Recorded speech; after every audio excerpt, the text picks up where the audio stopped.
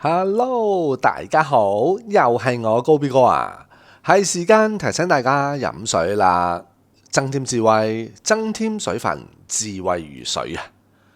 好啦，嚟到錄片時間啦，2025年嘅8月8號嘅凌晨啊，高 B 哥咧響最後一節啦嚇。大致上咧，第一、第二、第三節嗰啲咧，嗰啲情節咧，非常之咁緊湊同緊張。哇！我喺陳啟宗身上咧學到好多咧，關於咧點樣用呢個歷史同埋一個事實咧，去打擊呢個咧美西方嘅佢哋嗰種咁嘅意識形態啊、雙標啊、set 啲陷阱嚟問你嘢嘅情況噶。點樣去碾壓佢哋咧？哇！做得非常之咁好。嗱，嚟到最後呢一集咧。反而咧裏邊咧唔單止咧係有咧關於咧中國嘅嘢，仲有埋咧香港嘅問題噶。咁你又聽下佢點樣去解釋香港嘅問題。咁啊呢個咧我見到啦，無論咧呢個記者咧係有手下留情嘅，坦白講。但係啊，陳啟宗咧亦都係有手下留情嘅。OK， 咁啊好啦，呢一集咧會長少少啊，大致上可能去到咧25-26分鐘咁樣。咁啊希望咧大家咧聽晒佢，跟住咧你哋咧記得喺留言板嗰度寫翻你哋嘅留言，好嗎 ？OK， 而家去片。May or may not be happy to collaborate with us on international issues such as the North Korean nuclear issue. Where Europe plays a minor role for all intents and purposes. Let me ask another question, Ronnie, which comes from the audience concerning Beijing's role in the DPRK nuclear crisis. Which concrete steps do you think can Beijing take to escalate tensions with North Korea? Escalate tensions. To de-escalate. Or de-escalate. No, God forbid. Please escalate. First of all, let me tell you what I think China look at the whole situation. In the last 40 years, America refused to talk to DPRK. America is just too proud.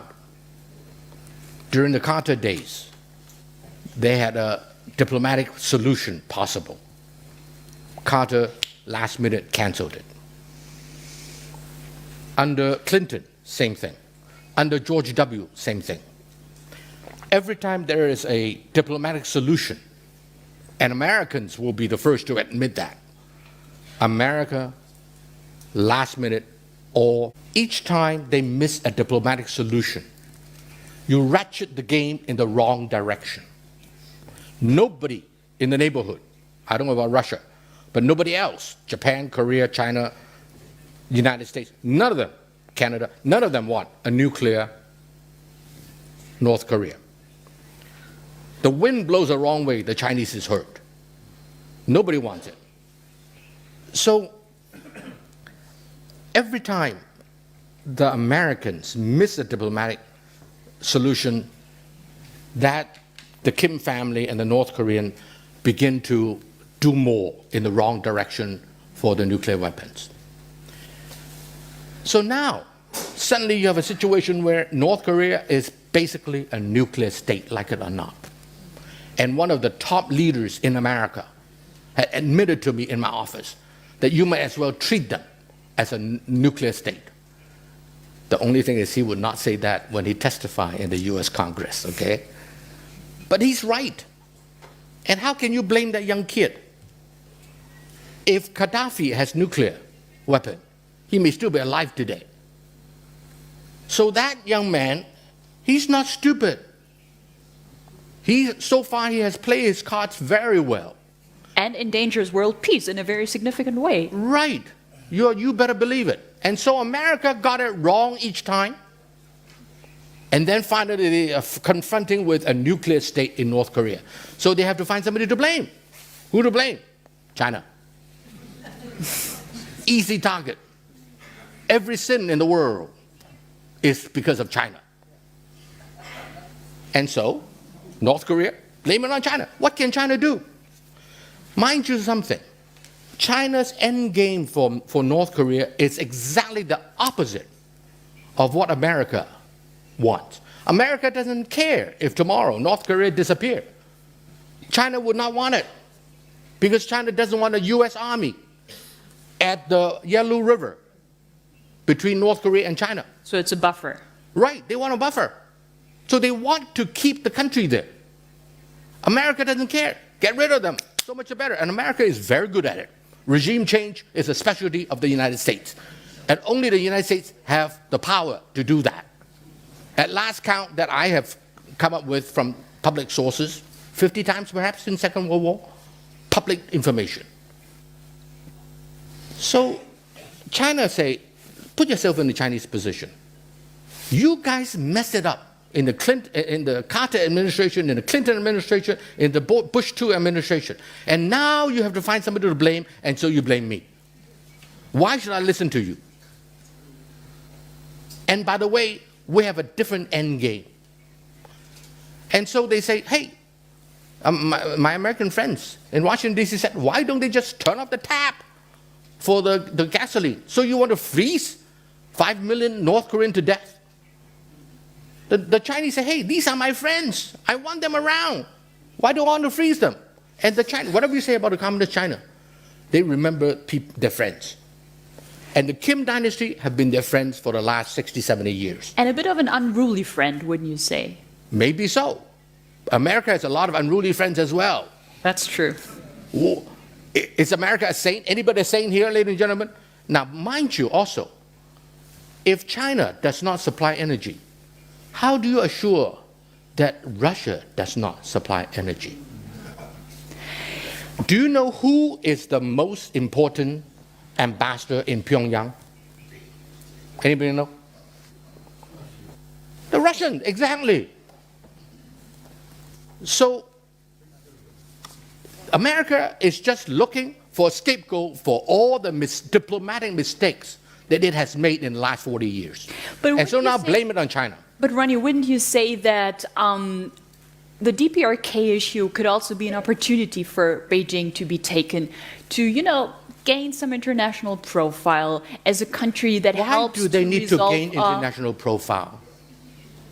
Well, I think they could prove that There they're are some able real- to take the lead on resolving a very serious international crisis in a constructive way. I think that would be a good thing to do. When you're dealing with America who mess it up again and again and again and again,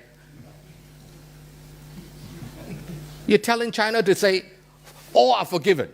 All the diplomatic mistakes that America made in North Korea are forgiven. We want to be nice to everybody, a big smile. Is that what you want China to be? And mind you, China, as I said, have a very different end game as the United States. So China is big enough to say, I do what I think is proper and right. Let history judge. In his book on China, Henry Kissinger, who you know very well, warns that one of the biggest dangers to peace in the 21st century will be the clash between Chinese and American exceptionalism. Are Washington and Beijing doing enough to avoid an escalation? First of all, I'm pretty sanguine about the US-China relations. I don't think it's that dangerous. For simple reasons. America has been doing foolish things vis-a-vis China, in my opinion, in the last 20 years. But you need two parties to get a divorce. China doesn't want to have a divorce.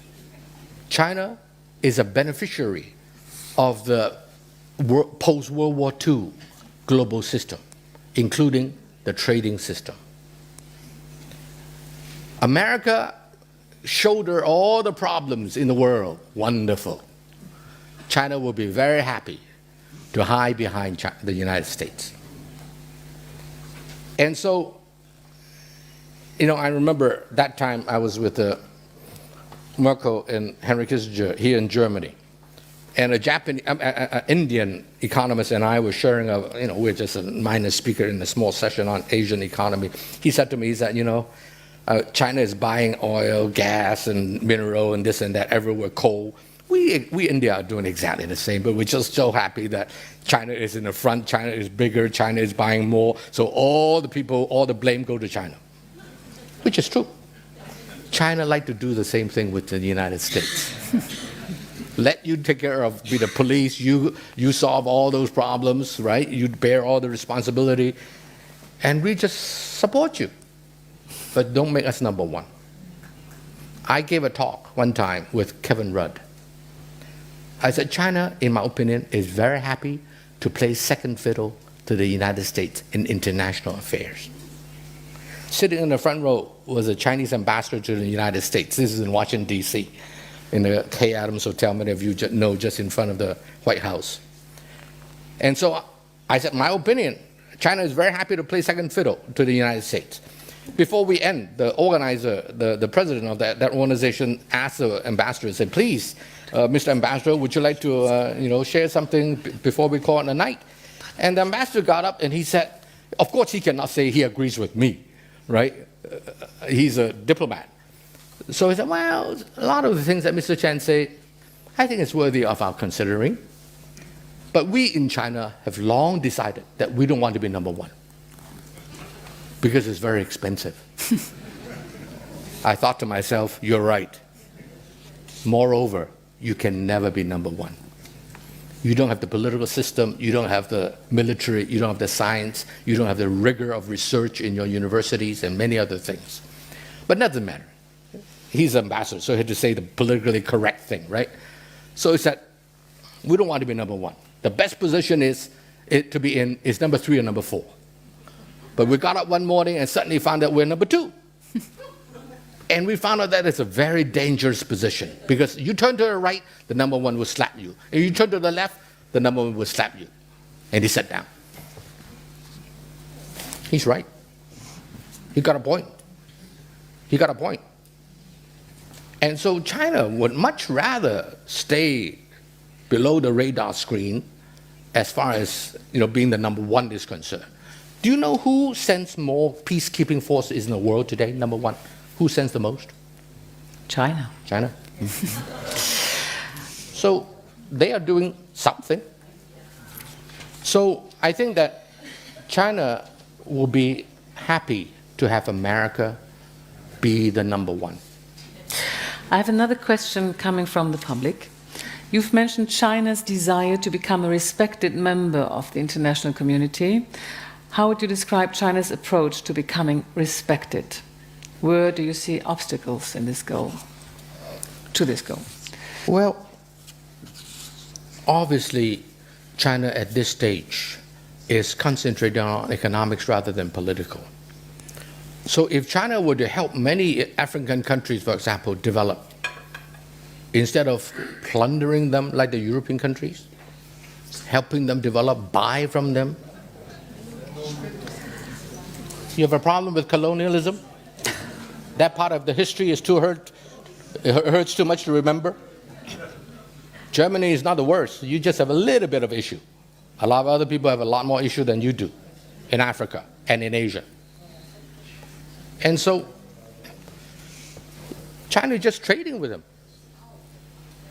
And in the process, they are helping them with a model that perhaps will work to economically develop their own country. You help enough of them, you'll be respected by somebody. This is the example you already mentioned some minutes ago, is Africa.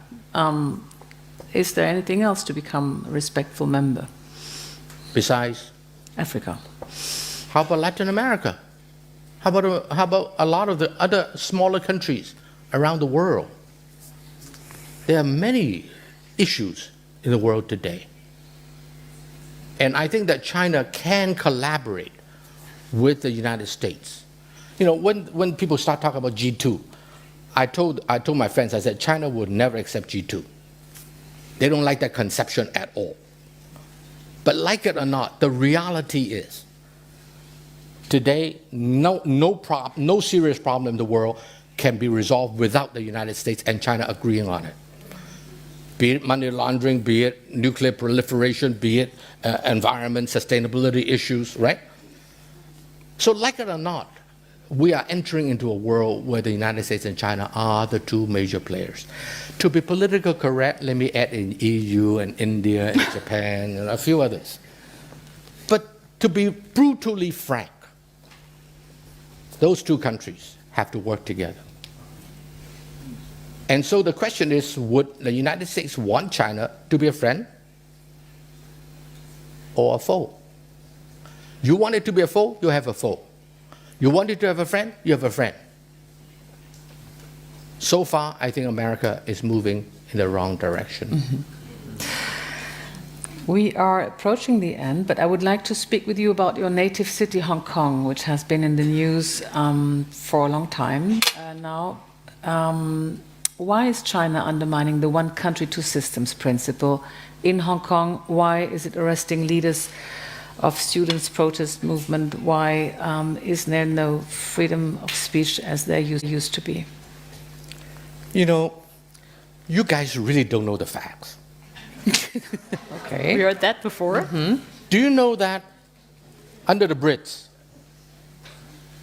if any newspaper were to criticize the British government, you would not be invited to the next government press conference?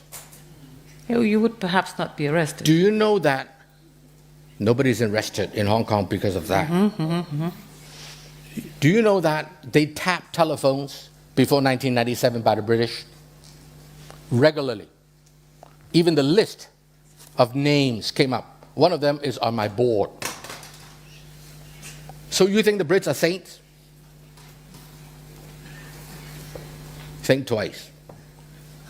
I fault China for not abiding by the basic law, not because they are too tight, because they are absolutely way too loose.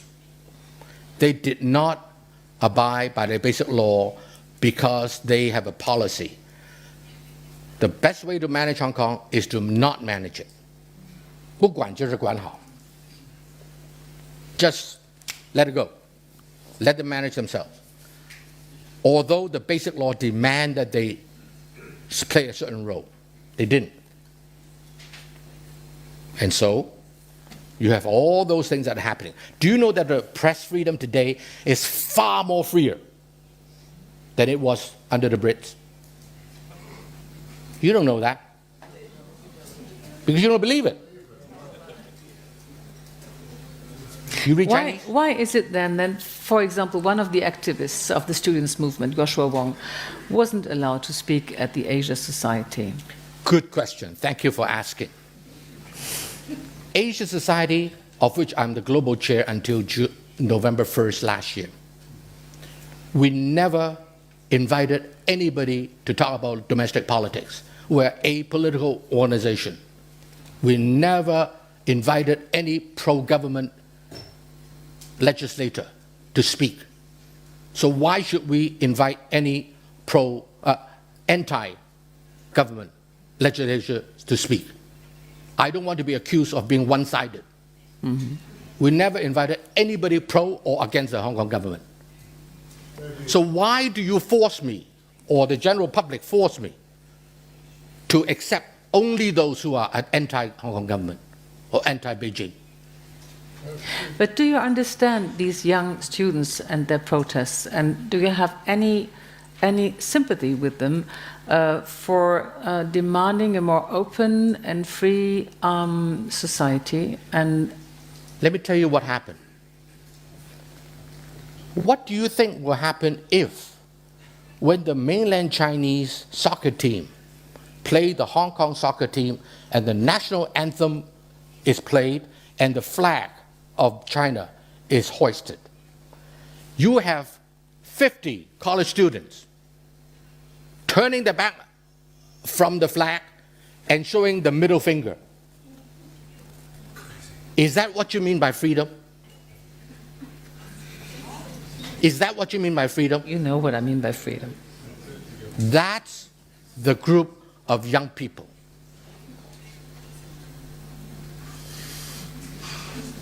Is it right to turn your back against the national flag and raise your, I don't want to do it, okay? Not this finger, but another one. When the national anthem is being played? There are other things in the United States where football players are also doing things when the national anthem is played, and this is possible. I mean, you have, if you America is not the standard. Yes. China doesn't have to go by the American standard. But perhaps if Why do you want the Chinese to go according to the American standard? They can burn flags. Some countries you cannot burn flags. What makes you think that America allowing people to burn the national flag is the only way to go? Okay. I think let's have a full stop here and ask one final question, Ronnie. You told us about your track record, your very good track record of predicting who is the new generation in the Chinese leadership earlier on. A lot of people can do that. I'm not the only one. But you can. So the question I would like to ask you is, the current Chinese president and Secretary General of the Communist Party in China, Xi Jinping, has acquired an enormous amount of power. Do you think that he's gonna relinquish that power in 2022? I don't know. Will Angela Merkel run again? She Probably will- not. She was just That's your guess. re-elected. Just re-elected. How many terms can Angela Merkel serve? As many terms as she can win, right? So why are you asking that question? It's of interest because he's an important guy. Right? So what if he serves another 10 years? He'll be matching or coming close to Angela Merkel, huh? It would be indicative of how the Chinese system functions, or The Chinese system is not a very rigid, institutionalized system. It's evolving very fast. And as time goes on, the Chinese system will no doubt have to evolve even more. So whether he serves another 5 years, whether he serves another 10 years, I don't know. What do I know? And frankly, I'm not that concerned. People say, he has a lot of power. I said, only people who don't know about China think he has a lot of power. Is the chief executive of Hong Kong right now his choice? I don't know. I suspect not. He has to compromise as well. Moreover, how do you deal with corruption, which is rife in China in the last 30 years? How do you deal with corruption in a system which for 3,000 years was not a rule-based, law-based society, rather it's an ethics-based society? How do you do it? How can you deal with corruption in China without a strong leader? So conceptually, my American friend, my Western friends have a problem with a guy being powerful. From a very pragmatic perspective, I say without the power, he can never deal with corruption. And I mean, look at this guy. He arrested 2 out of the 3 vice chairmen of the Central Military Commission, with himself being the chair. Now this guy got gall. If he doesn't have enough power, he could never do that. I know what you're thinking. Absolute power, corrupt, absolutely. I know that. But damn if you do, damn if you don't. So what are you going to do? Allow the corruption to continue on and on and on and on? They know that will be detrimental to the party. So for themselves and for the country and for the people, for everybody, they better do something about it. And so I said the last 5 years, the one whose life is the most wanted, a price to your head, is probably his head. Because he has he has scared so many corrupt government officials. So I say, I'm a pragmatic guy, I'm a businessman. You do what is necessary to move the society in a way that will give the biggest number of people the better livelihood.